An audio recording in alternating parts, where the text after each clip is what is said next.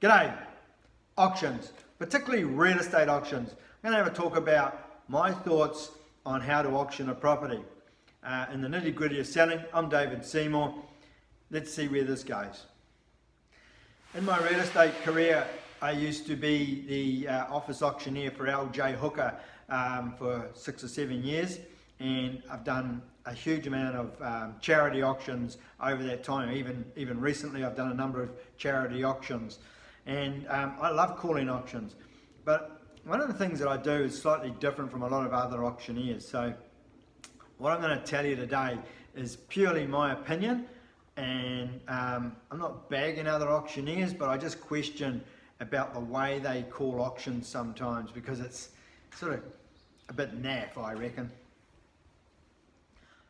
I will also just talk about, from a sales point of view, first up, a salesperson's point of view first up. If you are a salesperson and you've got 2 or 3 buyers in the room, you know how many times I've been to auctions, and I've watched a lot of video auctions lately, and even when I've been conducting auctions, you can tell the experienced salespeople from the novices, so to speak, and those that are nervous about the whole thing.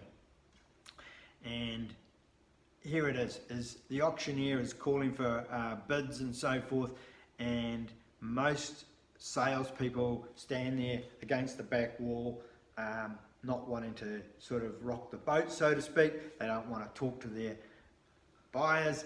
You know what you should be doing, if you're a salesperson and you know you've got a cash buyer sitting in that room, you should be sitting there with him, or you should be working between him and another buyer, giving them some confidence to bid and just encouraging them to bid. If you know that they were prepared to pay, let's just say, around that $750 mark for this property, if you've had those conversations with them, some people do and some people don't. But the thing is, if the bidding's there and it's going along a bit slowly, and you're sitting there and going, look, the bid's with the other bidder over there at $680,000 at the moment. Do you want to bid another 5, or would you like to go 10? You know, and encourage them to bid, and with the auctioneer going, come on, let's see your bid, You just go, just slow it down for a minute, please. Just take the pressure out of the room a little bit. As an auctioneer, I was quite happy to go along at the pace like I'm talking now, rather than trying to rah. You don't need to go full blast, because sometimes just by taking your time, you're actually going to give the people a little bit of breathing space to actually make the decision that they'll spend more money. That's my opinion. Now, I sold a lot of properties via auction, and so, you know, and I know there's people out there who've done a lot more auctions than I have, but I just think that taking the heat off the auction a little bit and giving those buyers a little bit more time to think about what they are doing, and have a little natter between the, you know, mum and dad, or whatever it is, or the brother and the sister, or, you know, the dad and the daughter, or whatever it may be, and just saying, cool, look, the bid's over there, would you go another 5, would you go another 1, you know? And then if they bid and the other one's over there, now if you have to work with that client, you go, cool, look guys, just letting you know, just making sure you understand the process. The bid's now over there at $685,000 or whatever it may be. You know, and sometimes they'll bid freely, and that's great. If they're happy to bid freely, well, then let them do that.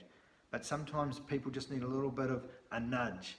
But you can slow the auctioneer down a little bit if you need to. And he may be calling for $10,000 bids, which might seem like a big jump for some people. So say to them, look, let's just go 5 or 2.5 and put the bid up, because no auctioneer really, unless you're a zillion miles away from the expected selling price, is going to refuse the bid. So make sure you engage with your buyers. Don't sit or stand at the back of the room just hoping they bid. And now for auctioneers, this is my pet hate. When they're going, it's at 680 now, it's 680, first call, second call at 680. And you know, they're only a couple of moments into the bidding, and they, oh, are we all done now? Oh, are we all done at $680,000 now? It's first call, second call. You know, Jesus Christ, people, learn some more lines. Slow it down a little bit and learn some more lines.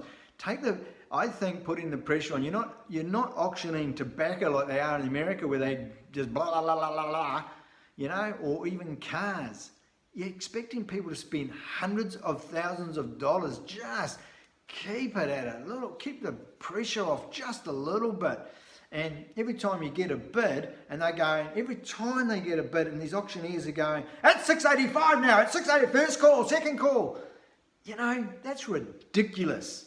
It really is. It's ridiculous. It's poor auctioneering. You should have some more lines in there. You go, well, back at you, sir. It's now at 685. Would you like to bid again? Sir, it's only money. Don't nod your head that way, and all those sort of things. Sir, would you like to have a conversation with our salesperson? Would you like to talk to your partner about how much you want to bid again? Sir, you've seen the view from this house. You know how good it is today. Sir, madam, you have seen the property. You know that it's a lovely home. Let's see you bid again.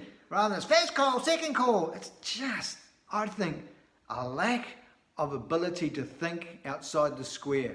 And I've seen some supposedly top auctioneers do this time and time again, and I reckon they burn people personally.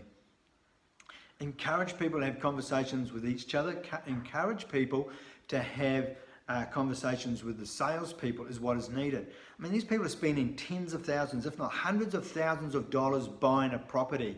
They deserve the right to just take a little bit of time as to where they're going to go with this bidding. You don't even need to take them out the room necessarily.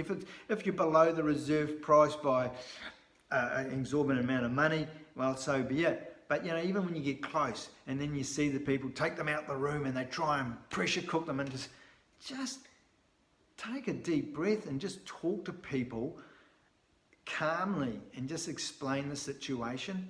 Would they like to go a little bit further again, just to make sure they are the top bidder and those sort of things. But this first call, second call, gonna sell it, and you're not even at reserve. It's bullshit. Stop it. That's my advice to auctioneers. Even some of you big people out there, you may have been auctioning for a few years now.